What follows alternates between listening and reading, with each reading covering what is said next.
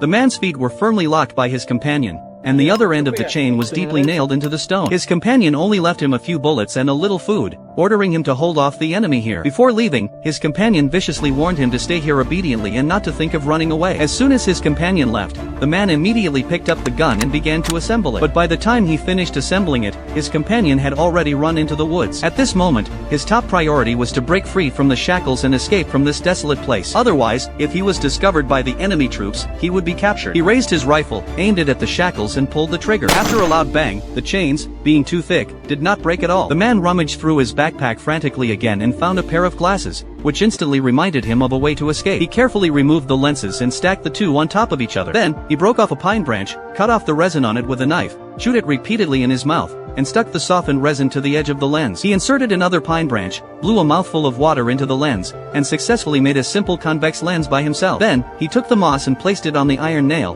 then aimed a convex lens at the moss. In an instant, the moss caught fire. The man quickly picked up more dry branches to make the fire burn even more fiercely. After the branches were burned up, he poured water directly onto the stones. Due to the rapid expansion and contraction caused by temperature changes, the stones cracked one after another. He took the opportunity to try to pull out the iron nails under his feet, but the effect was far from satisfactory. However, he didn't give up and continued to repeat this process. Gradually, more iron nails emerged, which reignited his hope. During the lunch break, the man was eating canned food under a stone. Suddenly, he heard the sound of a car in the distance and hurriedly got up to check. It turned out to be an enemy vehicle passing by. Fortunately, the other party didn't notice him. It seems that he has to speed up. Worse still, almost all the nearby branches were burned by him. If he couldn't escape quickly, even if he wasn't discovered by the enemy, he would freeze to death in this cold winter. His food was running out, and even the iron bucket had only one glass of water left. This was his last chance. He poured water on the stone and then quickly picked up a tool to pry the cracked gravel, but the iron nail was still firmly embedded in the stone. The man, who refused to give up, took out all the bullets again, collected the gunpowder from the cartridge cases into an iron box,